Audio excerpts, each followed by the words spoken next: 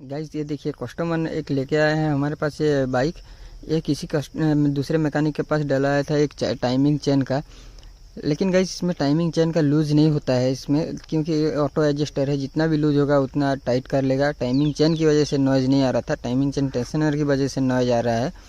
फिर भी अभी एक मैकेनिक ने कैसा काम किया है देखो, ये जो वाशर है ना, इसको उल्टा लगा लिया है।